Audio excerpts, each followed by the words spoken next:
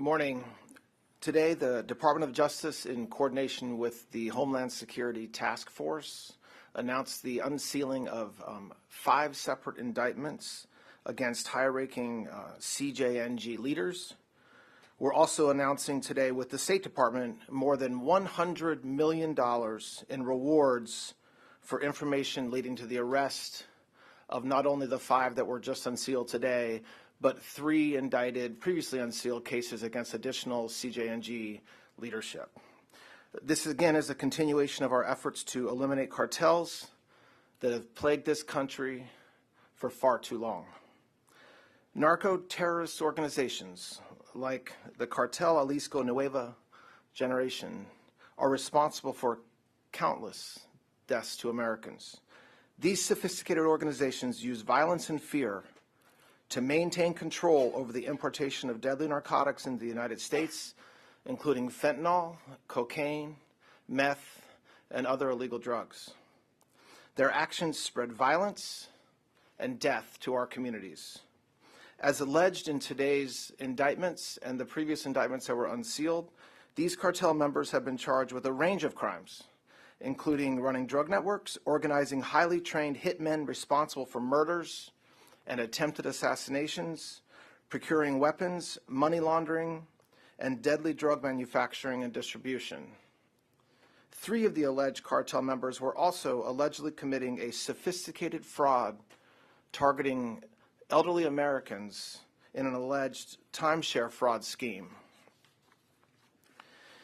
Since January 20th, 2025, we have extradited, transferred, and secured convictions against hundreds of the world's most dangerous drug traffickers in federal courtrooms across the United States. Just last month, the co-founder of the notorious Sinaloa cartel, El Mayo, Ismael Zambada Garcia, was sentenced to life in prison in federal court in this country. The results speak for themselves. We've talked about it a lot lately, but it bears repeating here. In addition to the historic decline of violent crime just last year, we saw a 22% decline in fentanyl deaths in the United States over the year prior. Our efforts have saved thousands of lives and bringing back law and order to our communities. This mission obviously requires brave men and women in law enforcement, talented prosecutors, and steadfast partners at the state and local level and our international community. I want to thank the Homeland Security Task Force, DEA, FBI, HSI, CBP, IRS, CID, the State Department, the National Coordination Center, all of these partners working together with the Department of Justice in an all-government approach to combating terrorism. With these charges now made public, and again, these cases have been brought in 2 districts, in the Eastern District of New York, in Brooklyn, and here in Washington, D.C., and more than $100 million in rewards announced today by the State Department. The U.S. government will use all tools to bring these defendants to justice, no matter where they are. We will never allow foreign terrorist organizations to take advantage of our country. We have an important job to do, and together we will finish it. We have several speakers that are going to address you guys today, starting with our DEA Administrator, Terry Cole.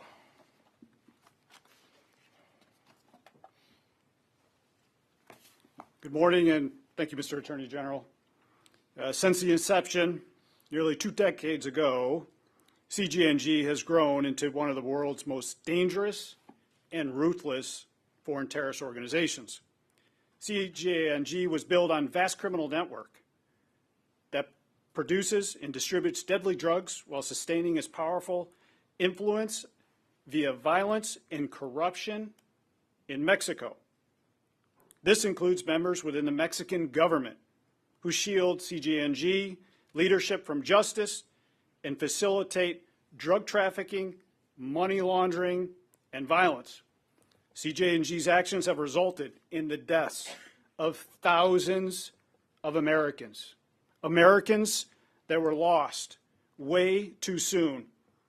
They did this through this production and distribution of fentanyl, a weapon of mass destruction. DEA is aggressively targeting both the cartels and the corrupt government officials who are responsible for the deaths of our citizens.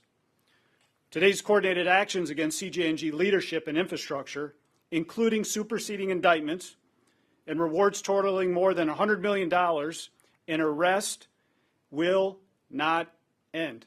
It sends a very clear message. This is just the beginning. Under the President Trump and Attorney General Blanche, this administration will use every resource, every tool to protect the American citizens. You see, this is about America first.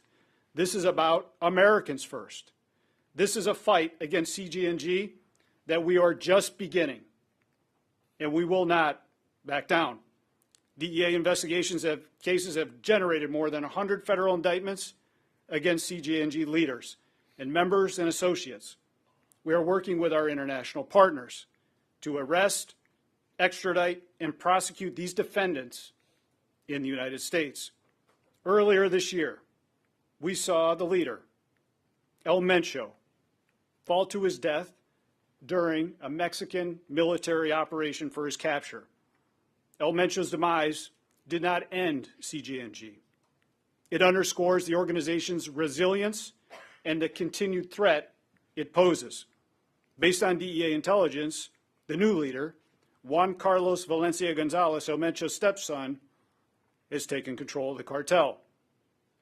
In our world, El Peleon is the #1 priority of DEA. DEA is more focused than it's ever been on dismantling CJNG and bringing its leaders and members and facilitators and corrupt enablers to justice. Let me be clear.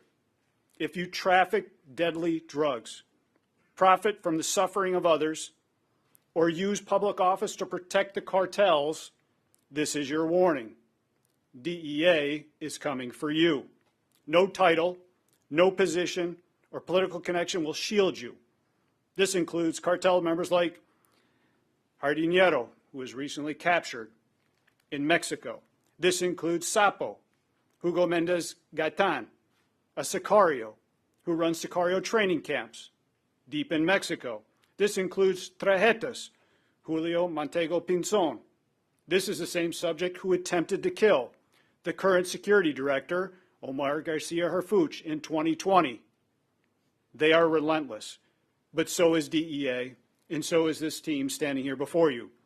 These individuals represent different parts of CJNG and their criminal enterprise, but together they demonstrate why the U.S. response must be coordinated, must be comprehensive, and must be aggressive. Cartels depend on leadership, money, logistics, corruption, coercion, and networks that cross borders. And DEA and our partners here are targeting every such network. Our work is far from over. We will disrupt your networks. We will cut off your financial lifelines. We will seize your illicit profits, and we will work with our partners to save American lives. I want to stress, this is about America first. This is about Americans first. I want to thank the Attorney General. I want to thank the Homeland Security Task Force, the NCC, and our partners that are standing here today, because partnerships allow us to succeed. And success is our goal to protect and defend the national security of our country and our citizens. DEA is on the hunt with our partners. God bless us, and God bless the United States. I'd like to turn this over to the FBI Director, Kash Patel. Thank you, Administrator. Thank you, Attorney General. The dynamic threat landscape of the drug trafficking world, unfortunately, has permeated into not just deploying these lethal doses of fentanyl and other narcotics that are killing Americans at a record rate. You heard from the Attorney General and the DEA Administrator, and you heard from our team, the record successes we've had from getting the Chinese to delist the precursors that were dumping this poison to the Mexican cartels and manufacturing it down south of the border and pumping it here. You've heard that there's been an over 20% reduction in opioid overdose deaths, 22% specifically related to fentanyl. That is a monumental achievement thanks to President Trump's initiative and direction and push to manhunt federal foreign terrorist organizations wherever they exist and whatever umbrella they choose to operate under. The FBI is here today to announce 3 individuals who are being elevated to our most wanted perpetrators around the world, not for drug trafficking, but for fraud. You've seen what the President and the Vice President have done under their anti-fraud task force. And thanks to the great leadership of Attorney General Blanche, we are not just attacking healthcare fraud here in the United States of America. Our adversaries are taking advantages of the loopholes and the lack of enforcement by the prior administration to fleece our senior citizens of their valuable life savings. And they are doing it in a sophisticated manner. And it takes a whole-of-government approach, which you see here represented today, led by the Attorney General, to execute on that mission to safeguard our senior citizens. These individuals, pursuant to the New York Field Office's investigation that began a few years ago, started call centers down south and across the world. The funds they utilized and they scammed out of these call centers from senior citizens from across America totaled over $400 million. They duped our seniors using email, telephone, text message, and phishing campaigns into subscribing to a timeshare project that they falsely stood up and falsely delivered promises that our seniors would be able to enjoy their lives and their vacations, only to have that money seized from them and that vacation and their retirements deprived from them. This FBI is laser focused with our interagency partners, not just on these foreign terrorist organizations for dumping these illicit narcotics into our country, but keeping up with the dynamic threat that they pose on the fraud that they have now unleashed on our country. But thanks to this team and thanks to Attorney General Blanche and thanks to the President of the United States, we are now chasing them down around the world, as Administrator Cole pointed out. This is truly remarkable work that is a partnership effort. It takes every single agency you see up here today, and most importantly, it takes a president who is willing to safeguard Americans and put America first. And President Trump has done just that. One of the most important things for these perpetrators to know is that there is no safe haven. We will give you no sanctuary. In the month of July, the FBI executed almost 30 foreign transfers of custody in over 15 separate countries for drug traffickers, terrorists, murderers, and rapists. So what I'm here to tell you today, for all these individuals that are on the run right now, you will not be on the run for long. We will hunt you down in every corner of the planet, and we will return you here to face American justice. The numbers that we, at the FBI and our partners, are returning to America to face justice from overseas is a record-breaking number. It is a direct result of President Trump's relationships with foreign governments that allow us to work in spaces we were never permitted to work before. And that is why we are delivering these historic results, returning these individuals to America for justice. And most importantly, once they are in our justice system, we have seized these funds and we are going to get them back to the senior citizens that were fleeced of their life savings and their retirements. That is the mission of law enforcement. That is the collective mission of the interagency partnerships you see here today. I'm thankful to be able to stand shoulder to shoulder with these agencies, our prosecutors, the Department of Justice, and this White House, laser focused and primary importance on protecting our most vulnerable, our kids, and our elderly. And you're seeing that done here today. And this FBI, along with our interagency partners, will not rest. If anyone in the world has information on these perpetrators, 1-800-CALL-FBI, 1-800-CALL-FBI. Our best partners are those in law enforcement, but as I've always said, our truly best partners are the American citizens around the world who've got eyes and ears everywhere. We want to hear from you. Thank you.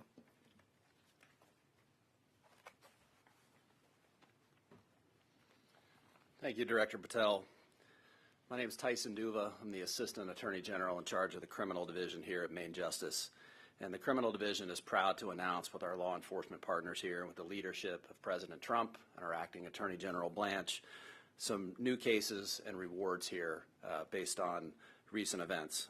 Under President Trump and Acting Attorney General Blanche's leadership, the Department of Justice's main goal is to totally eliminate cartels like CJNG. The criminal division and our partners, and those who you see here on this stage, carry out that fight every day. We have had tremendous recent success against the two largest drug trafficking organizations in Mexico, the Sinaloa Cartel and CJNG. Since President Trump took office, high-value removals via extraditions and expulsions have numbered over 200, putting some of the most dangerous cartel figures in U.S. custody and in American courtrooms.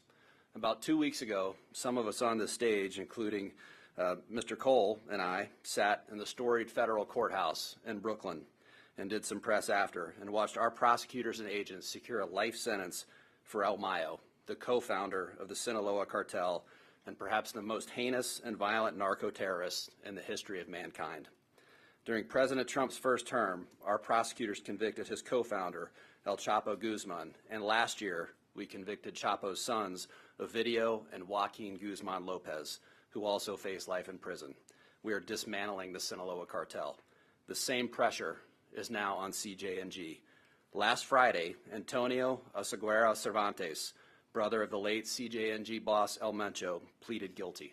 And in April, the CJNG co-founder, Eric Valencia Salazar, pleaded guilty. They both face life in prison.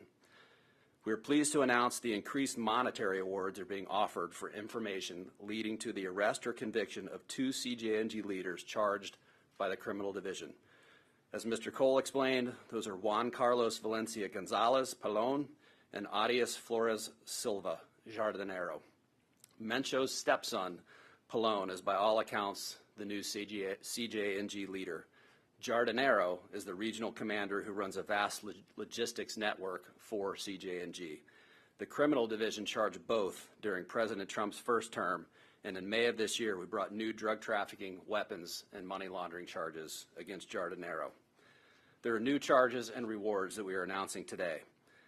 We are announcing federal charges brought by the criminal division prosecutors against 5 senior members of CJNG in the District of Columbia, which were unsealed yesterday. All 5 are charged with drug trafficking and firearms offenses. The 5 defendants are as follows. Julio Alberto Castillo Rodriguez, or Choro. This is Mencho's former son-in-law and a senior CJNG leader who allegedly trafficked tonnage quantities of methamphetamine and cocaine in controlled territories by force and violence. Hugo Gonzalo Mendoza Gaitan, or Sapo, is Mencho's godson and senior CJNG leader who, in addition to trafficking meth and cocaine into the United States, procured most of CJNG's weapons, trained sicarios or hitmen, and oversaw operations. Ricardo Ruiz Velasco, or Tripa, is a senior CJNG lieutenant who oversaw CJNG's criminal activities in several Mexican territories. Tripa is charged with conspiring to import heroin and fentanyl.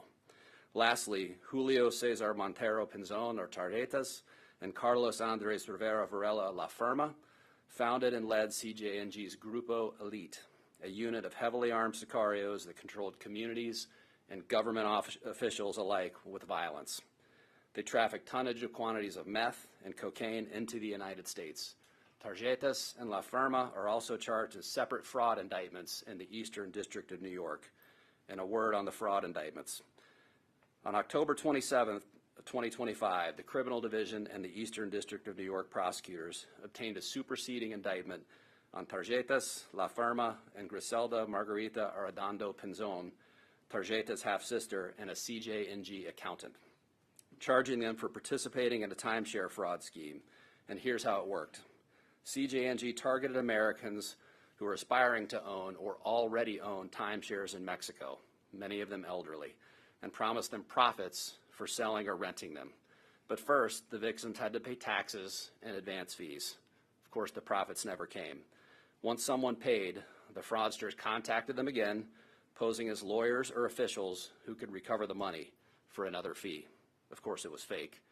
The scheme morphed and continued, with the fraudsters even claiming that the victims actually paid a cartel and would be arrested if they did not pay more, which they did.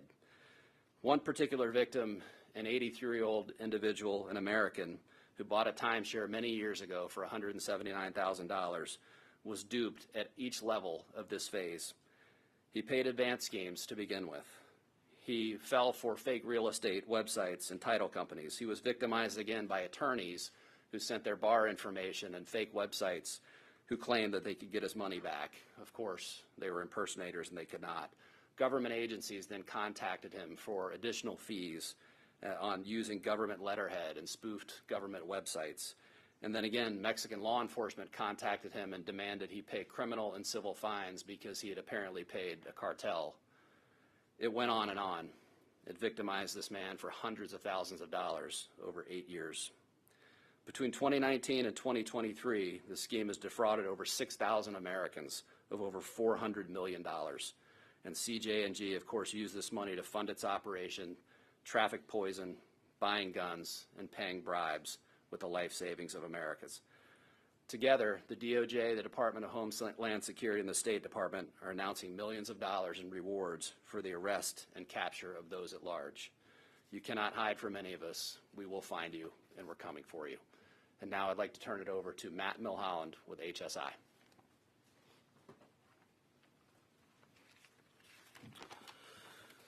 Good morning. I'm Matthew Milholland, the Deputy Executive Associate Director for Homeland Security Investigations. Thank you to our partners across the Department of Justice, the Drug Enforcement Administration, the FBI, the State Department, IRS, CBP, ATF, and many state, local, and international partners. Today's announcement reflects the full force of the U.S. government being brought to bear against CJNG, one of the most prolific and dangerous criminal organizations in the world. As a designated foreign terrorist organization, CJNG threatens the United States through drug trafficking, weapons trafficking, money laundering, fraud, intimidation, and extreme violence. Its leaders and facilitators operate across borders. They exploit our financial system, they traffic deadly narcotics into American communities, and they use their violence to protect their criminal enterprise. These cases are part of the Homeland Security Task Force initiative, a whole-of-government approach focused on eliminating criminal cartels, foreign gangs, transnational criminal organizations, human smuggling and trafficking networks that are operating in the United States and abroad. HSI is proud to play a central role in that effort. The cases highlighted today demonstrate how HSI, working through the HSTF and with our law enforcement partners, attacks those organizations at multiple points. Through their leadership, through their money, we attack their weapons, their facilitators, and the infrastructure they rely on to operate. One HSI-led initiative initiated by HSI Douglas, Arizona, targeted a weapons trafficking network moving firearms and ammunition from the United States to CJNG members in Mexico. Through coordinated efforts with CBP, ATF, and HSI offices in Mexico and Mexican law enforcement partners, HSI helped to identify and disrupt the network allegedly supporting SAPO. As alleged in court filings, SAPO procured weapons for CJNG, trained sicarios at cartel training camps, and he oversaw violent operations across multiple strategic locations. A second HSI-led investigation conducted by HSI Carolina's Financial Crimes Task Force targeted drug trafficking and money laundering operations linked to Diaz Flores Silva, an alleged high-level CJNG leader who was arrested by Mexican authorities in April of 2026. To date, those efforts have resulted in the seizure of more than $6 million in bulk U.S. currency, 1,100 kilograms of cocaine, 94 kilograms of meth, aircraft, firearms, and the rest of 19 individuals. Those seizures matter. Every dollar seized is money that cannot be used to buy weapons, to corrupt officials, or to further criminal activity. Every firearm taken out of circulation is one less tool for intimidation and violence. Every kilogram of narcotics intercepted represents poison that will not reach American communities. Through the Homeland Security Task Force initiative and in partnership with DOJ prosecutors, we are aligning our efforts against cartels and transnational criminal organizations that threaten the American people. Our message to CJNG leaders is clear. If you target the United States, our communities, and our citizens, Homeland Security investigations will pursue you. We will follow the evidence, we will follow the money, and we will work inside and outside our borders to find you. I want to thank the investigators, the analysts, the prosecutors, our international partners who contributed to these cases. Their work is difficult, it's complex, it's often dangerous, but it's essential to protecting the American people. Thank you.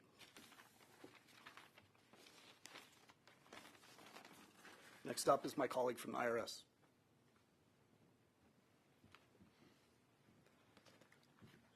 Good morning, everyone. My name is Gary Shapley. I'm the Deputy Chief of IRS Criminal Investigation. Today marks a pivotal moment in our fight against the CJNG. The coordinated actions announced today reflect the full force of the U.S. law enforcement, and I'm proud and honored to be on a stage with these folks next to me. IRS criminal investigation has played a critical role in exposing and disrupting CJNG's financial networks. Our expertise in tracing illicit proceeds, unraveling complex fraud schemes, and targeting money laundering organizations is central to today's actions.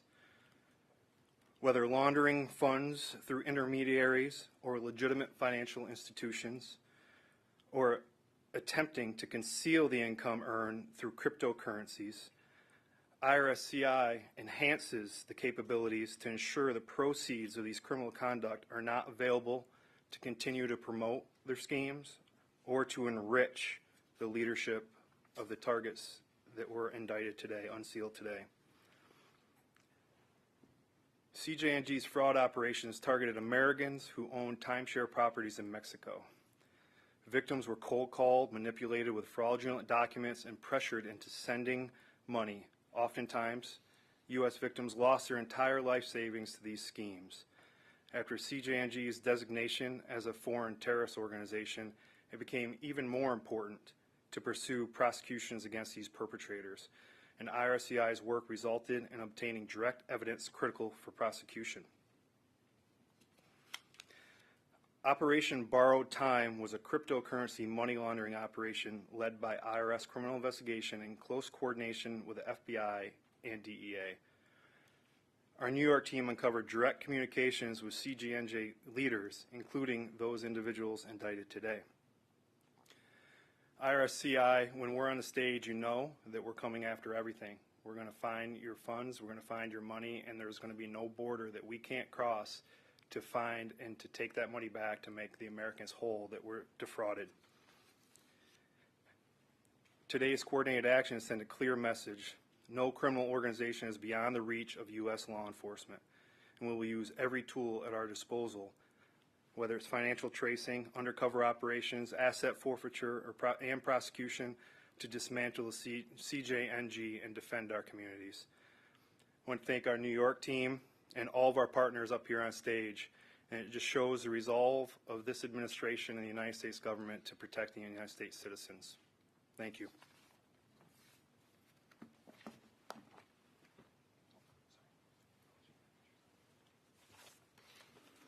Good morning. I'm Ambassador Michael Gonzalez, Deputy Assistant Secretary of State for International Narcotics and Law Enforcement. I'd like to thank the Department of Justice for hosting this unprecedented announcement today. As President Trump has said, it's time for America to wage war on cartels. Well, CJNG, we're coming after you. Today, in this historic action supporting President Trump's directive to eliminate narco-terrorist cartels, the State Department is announcing more than $100 million in reward money for information leading to the arrest and or convictions of 8 leaders and associates of Cartel Jalisco Nueva Generación. This includes a $25 million reward offer for Juan Carlos Valencia Gonzalez, also known as Pelon, the leader of CJNG, who rose to power following the death of the cartel's former boss, El Mencho. Pelon and his vicious organization are directly responsible for poisoning many American communities with illicit fentanyl, heroin, cocaine, and methamphetamine, and fueling massive violence. They are responsible for the murders of hundreds of thousands, including countless American citizens. 7 additional rewards today, ranging from $2 million to $15 million, each targets others among the high-ranking officials of CJNG. These rewards are offered under the State Department's Narcotics Rewards Program and our Transnational Organized Crime Rewards Program. These have been proven highly effective tools in assisting U.S. law enforcement in identifying and bringing to justice over 90 major violators of U.S. laws and they've paid more than $200 million in reward money to date. We will use every tool at our disposal to hunt down, to dismantle, and to destroy these ruthless foreign terrorist organizations, and to defend America and the American citizens from the violence and drugs that have torn apart our families, our communities. In addition to these rewards, the State Department is imposing visa restrictions on 65 individuals who are family members or close associates to persons linked to CJNG to prevent their entry into our country. 26 of those individuals already had American visas. Those have now been revoked. Under the leadership of Secretary Rubio, the Department of State, together with our U.S. law enforcement colleagues, will continue to protect our nation, the American people, and our hemisphere from the violence and terror inflicted by CJNG. But we need your help. If you have information, please contact DEA, FBI, or Homeland Security investigations at the respective tip lines. As we heard from Director Patel, if you're not sure how, 1-800, call FBI. Help us find and convict these criminals and protect the American people. Thank you. Mr. Blanche? Thank you. All right, I want to thank everybody for being here today. We'll take a couple of questions. The president has publicly criticized U.S. Attorney Jeanine Pirro for her decision to drop the reflecting pool case. Do you agree with the move to dismiss the charges against David Hearn? So I think that U.S. Attorney Pirro, over the past year and a half that she's been there, year plus, has led an unprecedented effort to literally just turn this city on its head, to be a safe place for all of us to live and eat, and so I've watched the communication that President Trump, who has every right to be extraordinarily frustrated with damage done to our national monuments and in this city and elsewhere, but Judge Pirro is doing a great job, and our city, Washington, D.C., is a lot safer in no small part to her effort and the prosecutor's efforts that she works with. To follow up on that question, were you aware that U.S. Attorney Pirro was going to drop the charges against David Hearn, and if so, did you approve of that decision?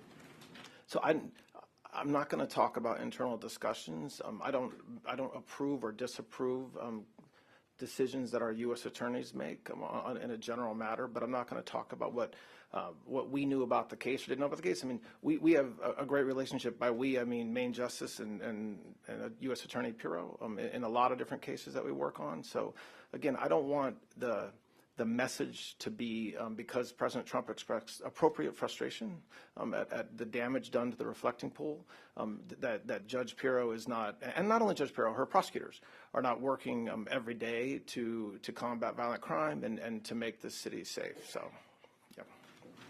Go ahead. One on topic, one off topic. Is that okay? All the top questions have been off topic. Okay, so I just wanted to ask about the current case that the current case you guys are talking about. The DEA director briefly mentioned, I'm paraphrasing, something to the effect of politicians, elected leaders, the U.S. will stop at nothing to go after these suspects. You also mentioned elected leaders potentially protecting people named in this indictment. Does the U.S. at this point have any thoughts or considerations that there could be foreign governments, foreign elected leaders who are protecting any of the named suspects that were just brought up today, potentially at all? And does the U.S. believe that it would be necessary potentially to charge any foreign elected leaders if that was happening in this case? Do you want to answer initially, then I can follow up? Sure. Go ahead. So I think what's important here, in my remarks, this is about Americans first, and America first. There are far too many Americans that are dying at the hands of the cartels who have been designated a foreign terrorist. On a side note, each day when I walk into DEA headquarters, I walk past the faces of fentanyl. There are 7,000 kids. Their pictures are on our wall. There's another 25,000 parents that are petitioned to have their kids on the wall who have died at the hands of the cartels in fentanyl. They were poisoned. That's a fraction of the damage that the cartels are doing. And we've all seen with a recent indictment that was unsealed in the Southern District of New York, there is corruption. And we were going to pursue that because we see the corruption as one. Cartel activity, corruption is cartel activity. They are enablers. And we will pursue it to the ends to protect our citizens in our country. Thank you. Yeah, I actually don't have any follow-up. I'll take one more, Alex. Yeah, I mean, so you've declined to say whether you stand by Jeanine Pirro's decision to drop that case. What message does it send, though, if President Trump fires a U.S. attorney because she determined there was not sufficient evidence to charge 4 people with a crime? Did he fire her?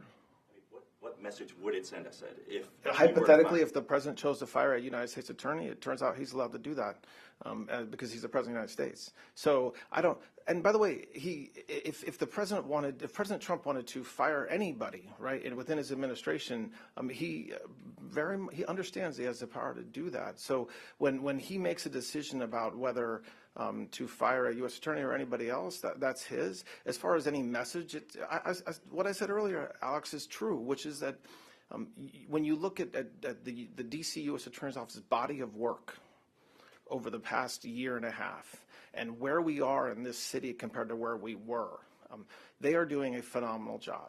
Now, does that mean that every case goes exactly the way that President Trump or I want or U.S. Attorney Pirro wants? I mean, of course not. It doesn't. So I think that what you've seen play out in the press with respect to President Trump and U.S. Attorney Pirro is it's all out there already. But I don't think that changes the fact that her prosecutors, her office, what they've done over the past year to transform this city into a place that we can all now walk around in after sunset is something that's incredible. So I don't think they're inconsistent with each other. All right, I'll take one more question. Sir, as you step into the next phase, presuming you're confirmed in this job, the president will certainly hold you accountable for moving forward with any of the cases that are in his sort of collection of desired outcomes, whether it's Comey, whether it is anything related to the reflecting pool. How do you advise the president on the difference between what he may want to see and the rules of evidence and the confines of law that you have to adhere to? It sounds like you're saying Judge Pirro got it right. And how would you advise the president on these matters going forward? Well, a couple reactions to that. One, my current job is the same as what my job will be. So to the extent that President, and as a Deputy Attorney General, I was in charge of the U.S. attorneys. So it's not as if I remain blissfully unaware of what will happen if I'm confirmed. President Trump is extraordinarily focused on making this country safe. And does that mean he's going to publicly and privately make sure that everybody in this government, not just DOJ, but everybody in this government is doing that? Yes, and I don't have any issues with I'm not going to talk ever about my communications with President Trump, but President Trump, when he talks about what he expects this department to do to make this country safe, I don't think the American people should look at that as some sort of threat to me or warning to me. He wants this country to be safe, and so I happen to agree with him on that. So if we have discussions where we have to talk about a case and whether we're going to charge a case or whether we have charged a case, that's okay. But no, I'm not concerned about anything new with my responsibility, if I'm confirmed in the next couple days compared to what my responsibilities have been really since March of last year, but obviously since April of this year as well. So, all right, thanks a lot, guys. I appreciate it. About your confirmation, given Susan Collins came out yesterday and said that she's a no, are you worried about potentially other Republicans defecting in the next few days? And what's your message to them if they do? Well, my message, I've been talking to Republicans and Democrats for the past several months, and I'll continue to do so. And my team has been as well. So, no, I'm not worried about what's going to happen over the next couple of days. I'm hopeful that the work, like what we're talking about today, the body of work the department has done over the past year and a half, of which I'm a very small part of, is something that the Senate recognizes, but look, I mean, I'm not going to do anything except continue to communicate with anybody who has questions about anything involving the department that I can answer, or me personally that I can answer. So we'll see. But all right, thanks, guys. Thank you. About today. Minister Cole? It's about today. Yes, absolutely. Senator Durbin, I could do, you align right. directly with this one? I do want to ask you, what is the relationship in the communication level with your counterparts in the Mexican government? I know you have to be careful here, but is that improving? Is it just kind of plateaued? You know, they could help out probably a little bit more, right? Yeah, so the communication is constant. And having worked in Mexico previously with Matt, where's Matt? Previously, we worked on the ground together. And we continue to work on the ground together. Both countries working together. Do I still communicate with Omar Garcia Harfuch? I do. We have a relationship. He wants the best for his country. I want the best for this country and the Americans and our national security. And we stand firm, not only on the current cases, the cases that have been unsealed, and what's about to happen. Good, David? That's good. All right, sir. Thank you. Thank you all. Thank you guys, I appreciate it.